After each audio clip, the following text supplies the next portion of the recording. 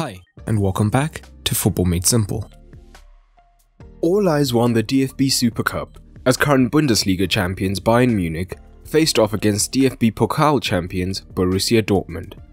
Both clubs have new managers in Julian Nagelsmann and Marco Rose, who are looking to implement their style, so an early trophy would have been huge. In the end, the game finished 3-1 to Bayern Munich thanks to Müller and a Lewandowski double, whilst Roy scored for Dortmund. But what tactics did both managers use? Let's take a look.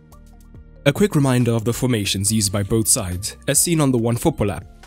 OneFootball will get you match updates, formation updates, as well as player and team stats, and so much more. And the best part is, you can get it absolutely free through the sponsored link in the description below. Let's begin with Bayern Munich in possession. Bayern looked to build short with the centre-backs, whilst both full-backs initially pushed on. But Dortmund's press was excellent, particularly in the first half, also aided by sloppy play in possession from Bayern. The Dortmund pressing shape was a 4-4-2 diamond, meaning that Royce could tie up Kimmich at pivot, whilst the centre-backs would be under consistent pressure.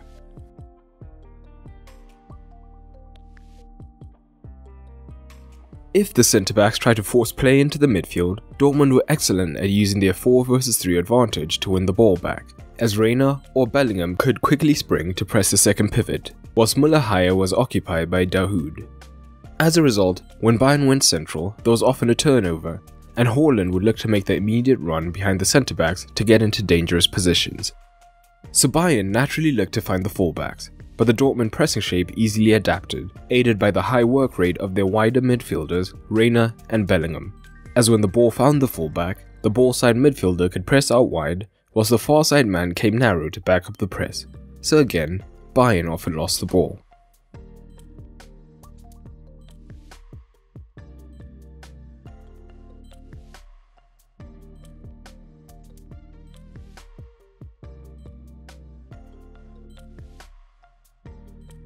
But Nagelsmann looked to adapt to this in different ways during the build-up.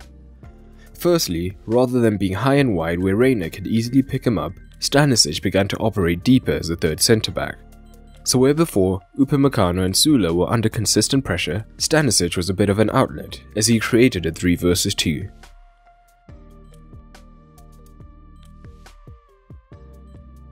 And rather than operate as a central 10, Müller often drifted out wide to the right, to help Koeman overload Schultz.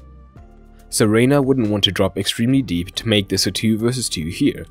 At the same time, Moukoko would have come across when Stanisic had the ball.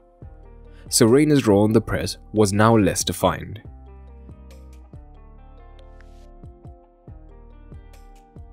But the left-hand side is where Bayern wreaked havoc, and they operated differently. Davies would hold his width more, and Gnabry was much more willing to come central than Koeman on the far side.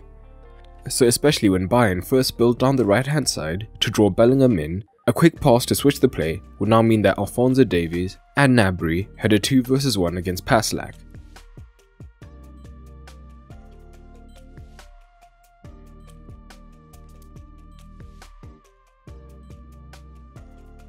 But even in more open play, Bayern's dominance came down the left. The Gnabry, Goretzka and Davies trio was vital to this. Goretzka would often move wider down the left-hand side to assist the build-up. His presence here would also facilitate Davies moving higher and wider, whilst Gnabry could stay wide or move central to draw in the fullback. So Bayern now had a 2 vs 1 against Bellingham, who had to pick a man. And Bayern would be able to work it wide, and 1 vs 1, Davies' pace was way too much for Paslak, so Bayern could try and get him down the flank.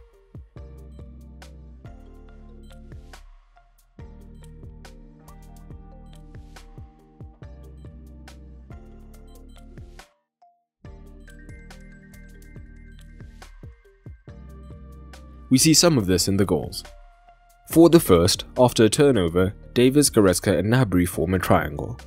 Bellingham chooses to press Davies, so Goretzka is now free, although Dahoud tries to cover from his pivot position.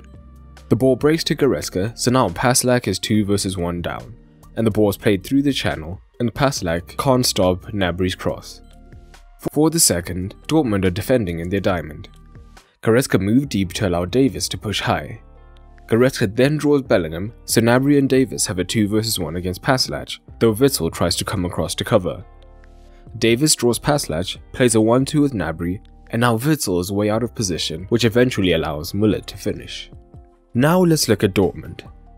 From goal kicks, they look to build short with split centre-backs and high full-backs. Dawood operated as a single pivot, with Reina and Bellingham much higher.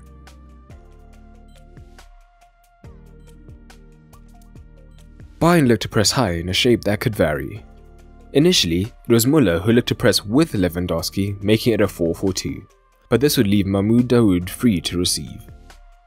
This was because Kimmich and Goretzka were hesitant to press, as if they did, Reina and Bellingham would now be free between the lines.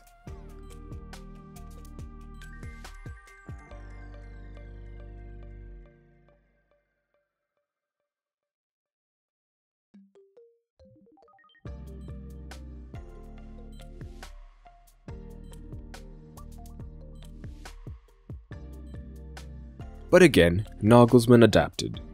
They now used a 4-4-2 press, but with Koeman being the second man from the flank, and now this allowed Müller to stay deeper on the solitary pivot Dawood, making central progression harder.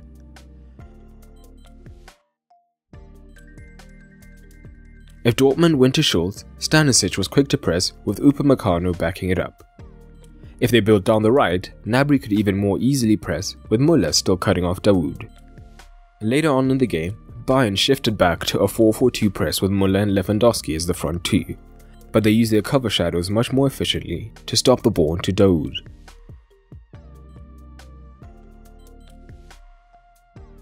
When they couldn't go short, Dortmund were also happy to go long, looking for Haaland, who had two options, as he could knock it down to Royce, or flick it onto Moukoko, making the run in behind. Higher up, Dortmund looked to flood the centre, with Moukoko and Haaland initially in the half spaces, and Reina and Bellingham higher.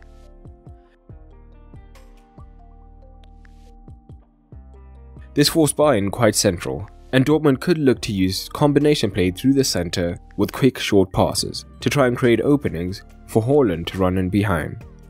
But more often, it created the opportunity for Schultz and Passlac to move higher up and receive the ball with a lot more space to play forward.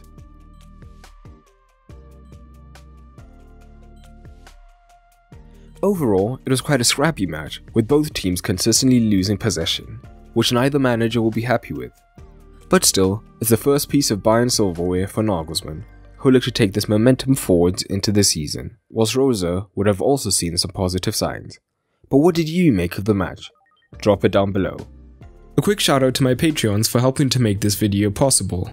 If you want to support, head on over to patreon.com/footballmadesimple and you'll get rewards like early access to videos and exclusive content.